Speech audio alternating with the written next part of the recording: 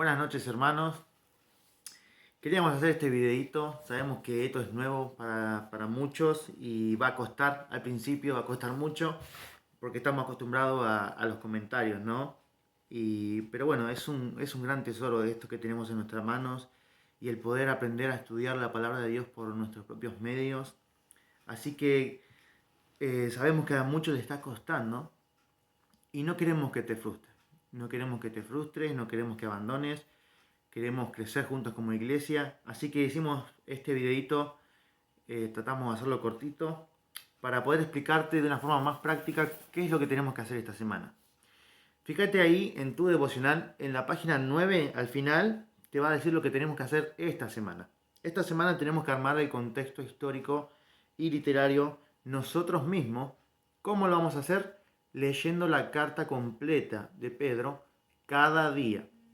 No es que vamos a agarrar y un capítulo hoy, un capítulo mañana, no. Los 5 capítulos hoy, los 5 mañana y así toda la semana, hasta el lunes. El lunes ya arrancamos de otra forma. Así que lo que vamos a hacer es leer la carta de Pedro completa para ir armando el contexto histórico. Fíjate que dice, busca a través de la lectura de la carta completa durante una semana completa la siguiente información y anótala en la sección inicial de tu devocional. ¿Qué información? Bueno, ahí atrás te lo dice en la página 10, te dice el autor, la audiencia y demás. Pero quiero mostrarte unos ejemplos rápidos. Fíjate, título y fecha dice, ¿no? Estas son las hojas que vamos a usar esta semana. La hoja número 12, la 13 y la 14. Título y fecha. El título ya lo tenés ahí en tu Biblia. Dice que es Primera de Pedro. Así que el título es Primera de Pedro. La fecha no te preocupes, no la vas a poder sacar ahora. Pero la semana que viene, el lunes, vamos a poder usar un comentario bíblico solamente para ver el contexto histórico y reafirmar las cosas que nosotros mismos pudimos ir descubriendo esta semana. Y ahí te van a dar la fecha, así que no te preocupes. En segundo lugar, el autor. ¿Qué cosas pudimos descubrir a través de esta lectura acerca del autor? ¿Quién es el autor? ¿Qué sabemos de él? Fíjate, Primera de Pedro ahí, capítulo 1, versículo 1. Por lo general, en todas las cartas y libros de la Biblia, por lo general el autor se presenta a sí mismo. Y acá Pedro nos dice que es él. Pedro, Primera de Pedro, capítulo 1, versículo 1. Pedro, apóstol de Jesucristo, a los expatriados en la dispersión, en el Ponto, Galacia, Capadocia, Asia y Bitinia. Así que ya de entrada tenemos esta información. ¿Quién es el autor? Pedro. ¿Y qué dice Pedro de él mismo? Que es un apóstol de Jesucristo. Es un dato importante. Así que vas a agarrar y vas a anotar, el autor se identifica a sí mismo como Pedro, quien dice que es un apóstol de Jesucristo. Así que ahí ya tenemos información en el primer versículo. Después, a través de toda la lectura de la carta, seguramente Pedro nos va a dar más información acerca de él. Si está sufriendo, si está preso, si está libre, si está haciendo ministerio en alguna parte, lo vamos a ir descubriendo ahí. Después, la audiencia. ¿A quiénes escribió Pedro? ¿Qué sabemos de ellos? ¿Qué dice Pedro de ellos? Entonces, fíjate, ahí versículo 8. Pedro ha venido hablando de un tema que lo van a ver ustedes cuando lo lean.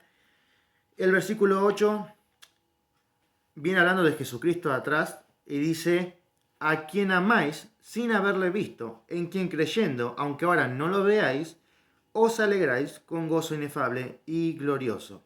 Así que Pedro está diciendo en el versículo 8 que ellos, los creyentes, a los que Pedro le escribe, la audiencia, dice que amaban a Cristo sin haberle visto.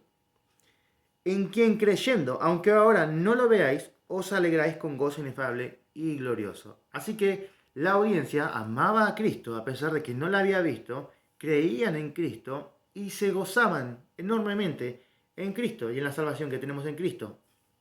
Así que ahí tenemos datos acerca de la audiencia. En el versículo 1 ya te dice más información. En realidad, en cuanto a la audiencia, dice que son expatriados. ¿En dónde?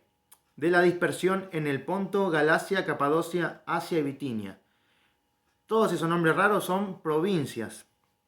Que bueno, ahí te dice que estos creyentes estaban dispersados por todas estas provincias. ¿Por qué estaban dispersados? Bueno, ahí entra la parte de las circunstancias. Leyendo la carta te vas a dar cuenta que algo está pasando con la iglesia. En esta carta en particular vas a ver que ellos están expatriados. Fueron echados de su patria, fueron dispersados por varios lugares. ¿Por dónde? El Ponto, Galacia, Capadocia, Asia, Bitinia. Así que había persecución en la iglesia. Y eso es lo que Pedro va a estar hablando en esta carta.